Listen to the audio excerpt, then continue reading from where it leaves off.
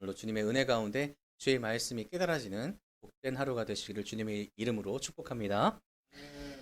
제가 본가에 가면 대전이 본가인데 가보면은 이제 여러 가지 저는 추억거리들을 찾는 그런 취미가 있습니다. 그래서 예전에 제가 막 넣어놨던 거 서랍을 한번 열어보기도 하고 또 이것저것 뒤져봐요.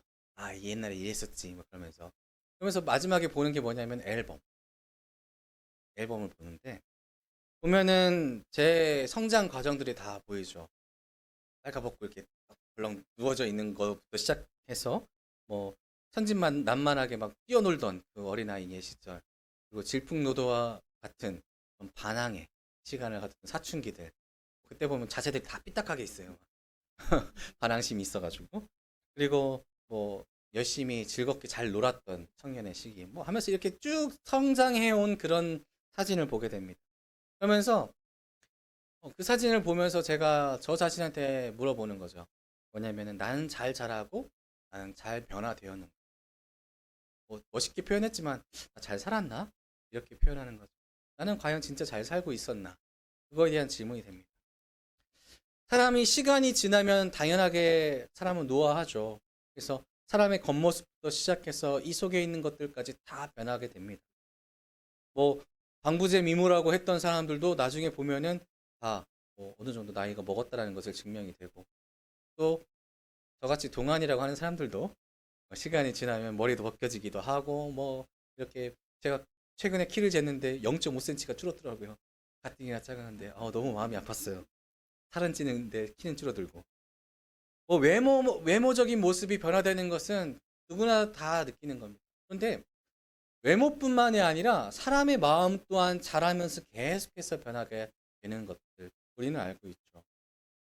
뭐 연세가 있으신 분들 계시고 또 어린 친구들 오기도 했지만은 우리가 나이를 먹다 보면은 그 시기에 따라서 우리의 마음과 태도 또한 계속해서 변화가 됩니다.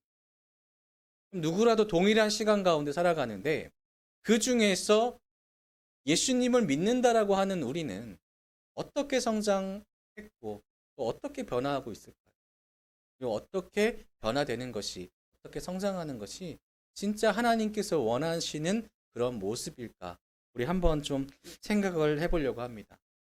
첫 번째 무엇이냐면 우리가 정말로 하나님 아버지 안에서 그리스도인이라고 하는데, 여러분 그리스도인이 어떤 건지 여러분 딱 정의를 내리실 수 있으시겠어요? 자, 그리스도인. 예수님을 믿는 사람들입니다. 그렇죠? 자, 이 정의를 한번 계속해서 기억해 보십시오.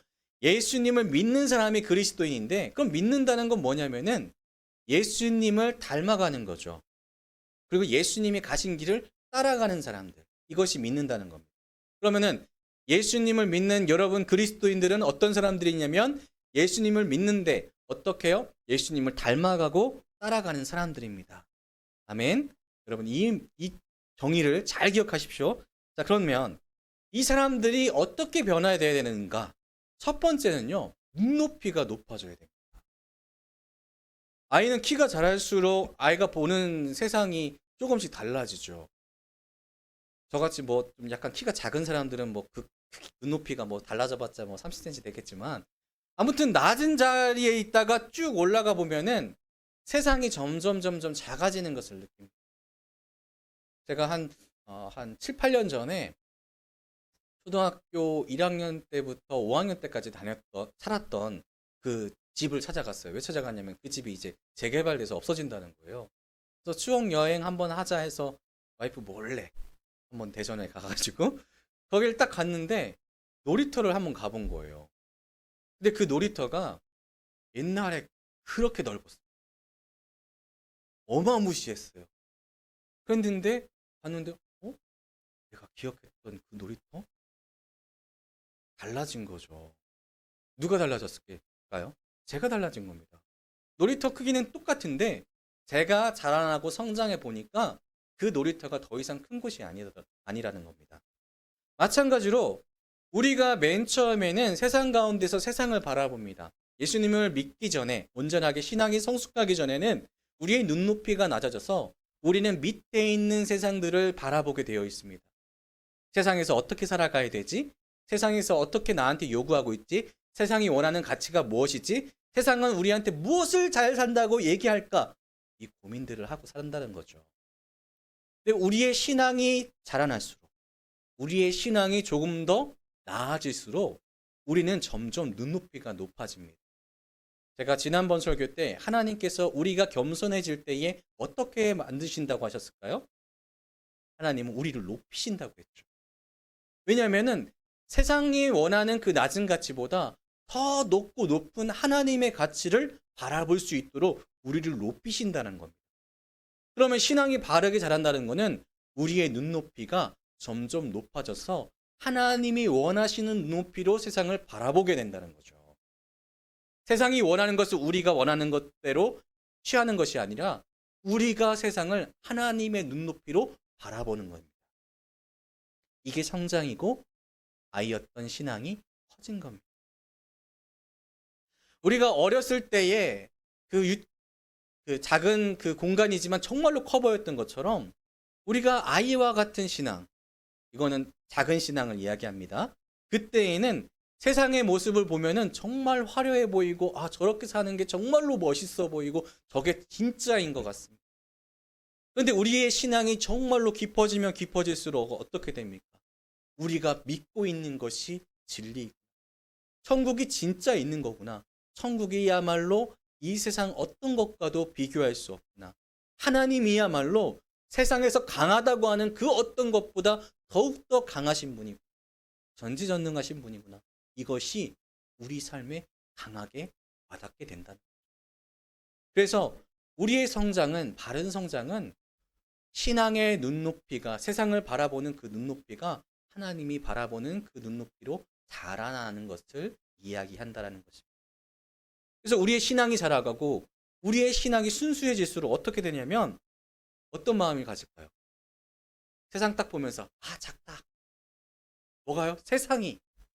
무엇보다요? 하나님보다. 세상이 하나님보다 정말로 작고 작음을 우리가 바라보게 된다는 것입니다. 여러분, 여러분의 신앙이 정말로 올바르게 자라나서 여러분의 시야가 이 세상을 하나님의 눈으로 바라볼 수 있는 날이 올 수 있도록 날마다 연단되어지고 성장하시는 여러분 되시기를 주님의 이름으로 축복합니다. 두 번째는 우리가 자라날 때에 필요한 것이 있습니다. 무엇이냐면 우리 마음이 정결하게 변해야 됩니다. 이 정결이라고 하면은 마치 이런 것 같습니다. 뭐 정결, 싸그리 다 없애겠다.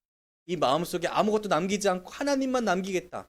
이 말도 되지만은 다른 말로 이야기하자면 정리를 잘하는 겁니다.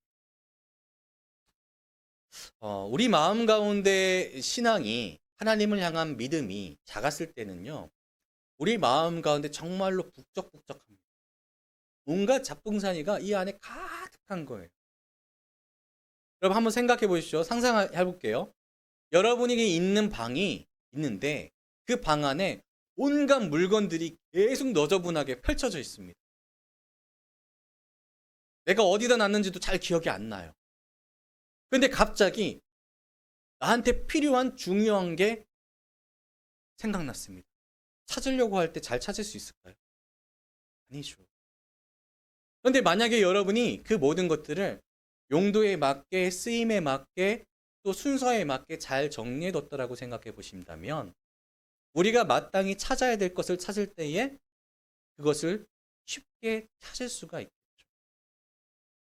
가장 중요한 것이 가장 가운데 있으면, 그것은 눈에 띄는 곳에 있으면 당연히 우리가 중요한 것을 바라볼 수밖에 없다는 겁니다.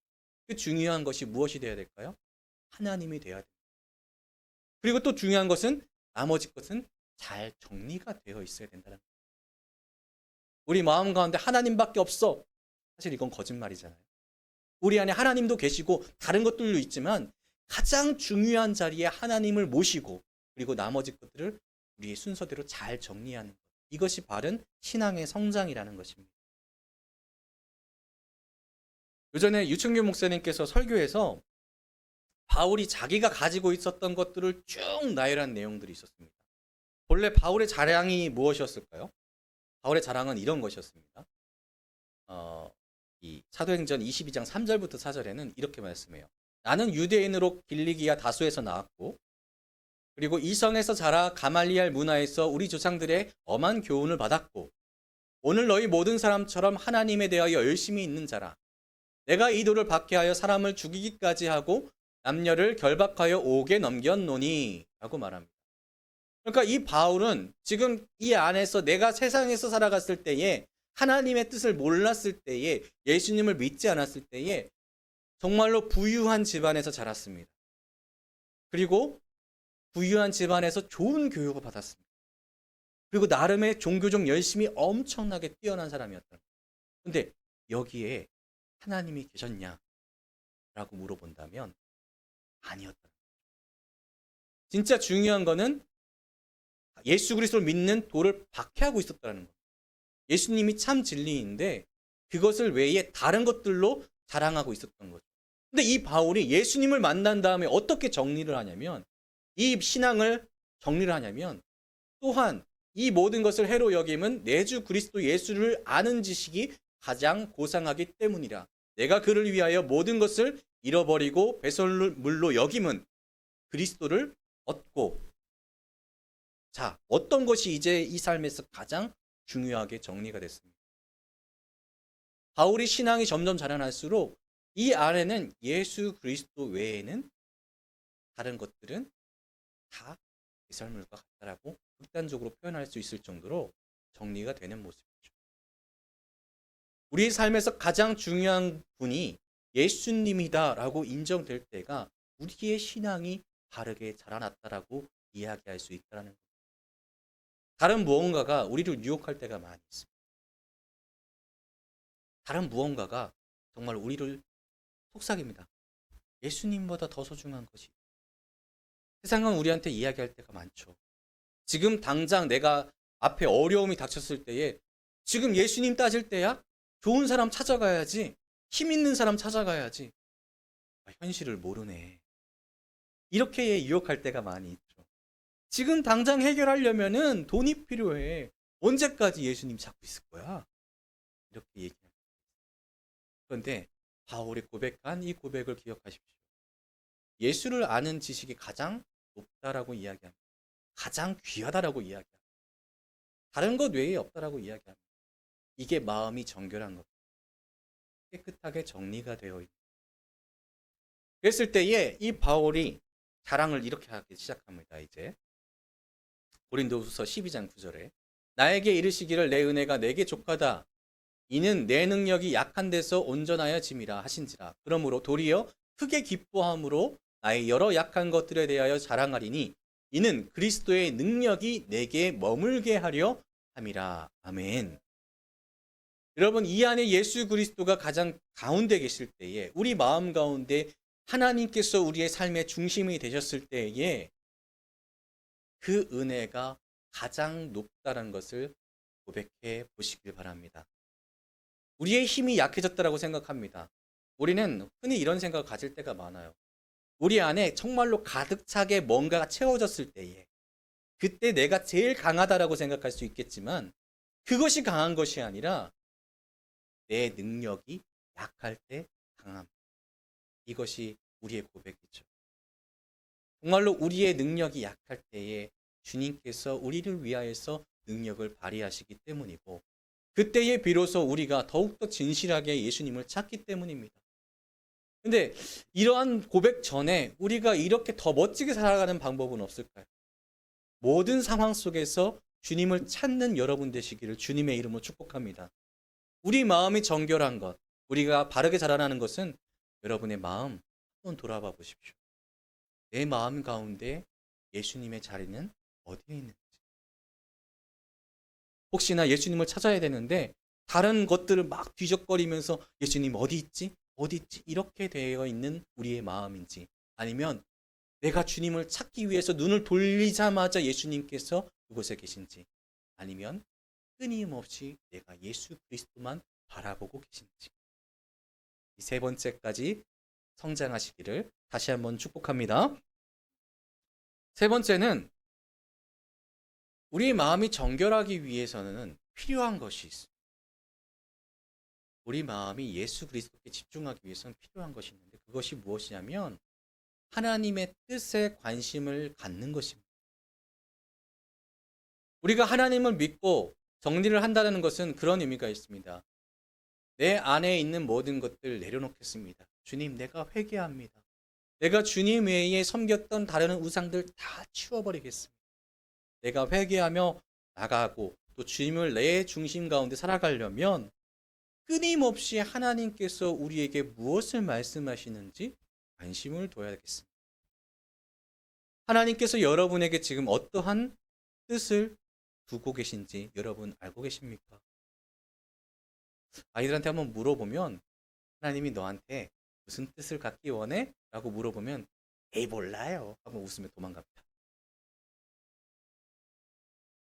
근데 이건 어린아이와 같은 심령이고 우리가 조금 더 성숙해지고 우리의 심령이 자라나고 신앙이 자라날수록 우리가 어떻게 변하게 되냐면 하나님께 구하게 되어 있죠. 하나님, 주님께서 원하시는 삶이 어떠한 삶입니까? 하나님, 내가 지금 이 처한 상황 가운데 내가 지금 어떠한 일을 경험하고 있는데 이 경험하는 일들 가운데 하나님께서 내게 원하시는 뜻이 무엇입니까? 라고 날마다 구하게 되어 있다는 겁니다. 어느 때예요? 우리의 신앙이 바르게 자라날 때입니다. 한 단계 한 단계 성장할 때마다 우리는 당연하게 하나님을 찾게 된다는 것입니다. 다윗이 광야에서 양떼를 키웁니다. 근데 이 다윗이 날마다 구했던 것이 무엇이냐면 하늘을 바라보며 찬양했습니다. 하나님 나와 함께 계시죠. 나를 인도하시고 나를 도와주셨으면 좋겠습니다. 사자가 찾아오고 곰이 찾아왔습니다. 다윗이 어떻게 했을까요? 세상적 방법을 써가지고 나 이렇게 하면 저렇게 되고 저렇게 되면 이렇게 되게 이것이 아니었습니다. 다윗은 오직 여호와 하나님을 찾았다는 겁니다. 그래서 하나님을 찾고 하나님을 의지하였더니 그 사자와 곰의 이빨과 발톱이 내게 닿지 못하였더라고 고백하죠. 네, 주님의 능력이 나와 함께 있었고 주님의 뜻이 무엇인지 날마다 다윗은 구하였기 때문입니다. 사랑하는 성도 여러분, 우리는 하나님의 뜻에 따라서 살아가는 사람들이죠. 그게 참말로 참으로 그리스도인입니다. 그리스도인 예수님의 뜻을 따라서 따라가는 사람들, 하나님의 말씀대로 살아가는 사람들이죠. 그러면 그 뜻이 무엇인지 날마다 구해야 되지 않겠습니까? 기도와 말씀이 우리의 삶에서 멀어진다면 우리가 성장하다가 멈췄다라고 생각하시면 됩니다. 우리는 하나님의 의지로 말미암아 날마다 성장의 길 가운데 있는데 우리가 기도와 말씀을 멈췄다? 그 성장을 우리 스스로가 멀리하고 있다고 생각하시면 됩니다. 그러니 우리가 어떻게 해야 되겠습니까? 기도해야 되겠죠. 저 목사님 또 기도하라고 한다. 그렇게 생각하면 안 됩니다. 기도는 숨이라고 했습니다. 우리의 영혼이 살 수 있는 방법이라고 했습니다. 살 수 있는 방법은 어떻게 강조해도 자기 스스로가 중요하다고 여겨야 되는 거죠. 여러 번 들으셨죠? 우리가 숨을 3분만 그냥 나는 참을 수 있어. 3분. 그러면 사람이 어떻게 될까요? 아파요. 3분 넘어가면 죽습니다. 그래서 기도는 멈추지 말라고 하는 겁니다. 하나님의 뜻을 따라서 살아가는 여러분은 하나님의 뜻을 구하는 것, 그 관심을 멈춰서는 안 된다는 겁니다. 말씀은 왜 읽습니까? 그 말씀 가운데 이미 내게 주신 말씀들이 있기 때문입니다. 그래서 말씀을 보게 되는 것이죠. 이집트에서 나온 출애굽한 그 백성들이 모세 인도하에서 하나님의 이끄심을 경험합니다. 홍해가 갈라지고 적들이 수장됐습니다. 정말 놀라운 일들 때문에 이 이스라엘들의 신앙들은 점점점 높아져 갑니다. 그런데 이 이스라엘 사람들이요, 가데스 바네아에서 멈춰 섭니다. 그리고 의심했습니다. 그리고 결단하죠. 가지 말자 라고 이야기를 합니다. 왜 그랬을까요? 이들은요, 하나님의 뜻을 구하지 않았다는 겁니다. 이 제가 지도를 준비하려고 했었는데 이 애굽에서 그냥 쭉 올라가면 됩니다. 가나안까지. 근데 시내산 찍고 다시 올라가고 있는 중에 이제 여기만 넘어가면 돼요. 가데스 바네아에서 이제 넘어가자 모세가 인도하려고 하는데 백성들이 뭐라고 이야기하냐면은 정탐꾼을 보내자. 세상에서 그게 방법입니다. 세상적 방법으로 정탐꾼을 보냅니다. 정탐꾼이 정말로 튼실한 과일들을 준비해서 옵니다. 와, 거기 너무 좋은데? 근데 거기 사는 사람들이 너무나 크다. 우리는 메뚜기 같다. 라고 이야기합니다. 이 장면에서 하나님께 물어본 장면은 없습니다. 하나님, 우리가 거기 가는 것 맞습니까? 하나님은 여태까지 계속해서 말씀하셨죠. 가라! 근데 백성들은 어떡합니까? 멈춰버립니다. 그분께 물어봤던 2명의 사람들만 20세 이상에서 들어가게 됩니다. 여호수아와 갈렙. 하나님께서 우리에게 주신 땅이 아니냐? 하나님의 말씀을 날마다 묵상하고 관심을 가졌던 그만이 들어가게 되는 그 역사를 우리는 기억해야 될 줄로 믿습니다. 그래서 우리는 고린도후서 12장 9절 아까 말씀을 한 번 더 보길 원합니다. 나에게 이르시기를 내 은혜가 내게 족하도다.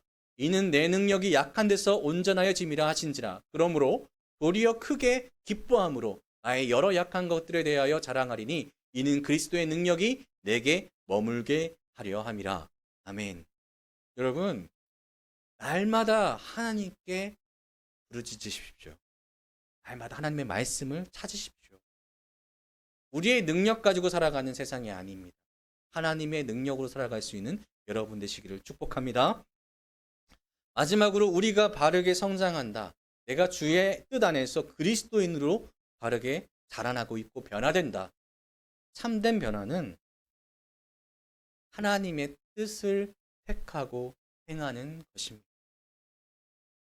바른 변화는 바른 결단과 실행까지 이어지는 것을 이야기하는 것입니다. 만약 이 세 번째 단계처럼 관심으로만 끝난다면 묻습니다. 어린 아이들이 묻죠. 아빠, 어떻게 해야 돼? 그래서 아빠가 얘기합니다. 아, 이거는 이렇게 저렇게 이렇게 해야 돼. 알겠어. 하고 안 하면 바르게 행동한 것일까요? 아닐까요? 라고 물어본 이 질문에 여러분 어떻게 대답하시겠습니까? 관심은 가진 거 맞죠? 아빠의 뜻에 관심은 가진 거 맞습니다. 그런데 아빠가 그 뜻을 이야기했을 때 이 아이가 지키지 않는다면 이 아이는 올바른 행동을 한 것입니까? 아닙니까? 아닙니다. 바른 행동을 한다는 것은 관심을 갖고 질문한 다음에 그 하나님 아버지께서 내게 주신 말씀을 허락하신다면 그 말씀대로 지켜 행하는 참인 줄로 믿으시길 바랍니다. 종종 제가 설교 중간에 말씀드리는 것이 있습니다. 제가 청년 때에 정말 줄기차게 들었던 말씀인데 제 인생에 각인이 된 게 있어요. 뭐냐면 하나님은 말씀하시고 우리는 듣는다. 하나님은 말씀하시고 우리는 행한다. 여러분, 이 말씀이 여러분의 삶에도 기준이 되길 소망합니다. 믿음이 있다는 것은 당연히 변화가 있다는 것입니다. 그저 멈춰져 있다면 그 믿음이 바르게 있다라고 이야기할 수가 없다는 것입니다. 믿음이 있다면 우리는 자라난다. 이것이 우리의 믿음입니다. 야고보서 2장 17절에 이런 말씀이 있죠. 행함이 없는 믿음은 어떤 믿음이라고 하셨을까요? 죽은 믿음이다. 너무나 강력한 말씀이시기 때문에 이 말씀을 우리는 종종 잊어버리길 원합니다. 행함이 없는 믿음? 그럼 죽은 거야? 내 믿음이 죽은 거야? 충격적이기 때문에 우리는 종종 이 말씀에 대해서 잊으려고 노력합니다. 그러나 이 말씀은 진리이죠. 우리가 하나님을 향한 믿음이 있다는 것은 내가 하나님을 향하여서 주님의 뜻대로 살아가기 위한 마음이 이 안에서 살아 숨쉬고 있다는 것입니다. 그럼 하나님의 뜻을 받은 여러분, 바뀌게 되겠죠. 주님의 뜻대로. 그래서 사실 교회는 정말로 죄인 되었던 우리가 모여서 하나님의 뜻대로 살아가기 위하여 바뀌어 나가는 그런 아름다운 모습이 있어야 된다는 겁니다. 그게 진실로 교회가 살아있다는 거죠. 힘들고 어려운 분들이 오실 수 있습니다. 그분들이 오셔야죠. 오셔서 치유받는 것이 서로 화해하고 서로 나누고 교제하는 가운데 이 교회 안에서 진짜 하나님 믿는 모습으로 바뀌어 나가는 것이 진짜 교회가 되어야 되는 줄로 믿습니다. 그럼 여러분 어떻게 하시겠습니까? 행함이 있는 믿음을 가지셔야죠. 우리의 믿음이 살아있음을 증명하는 것이 우리의 삶이죠.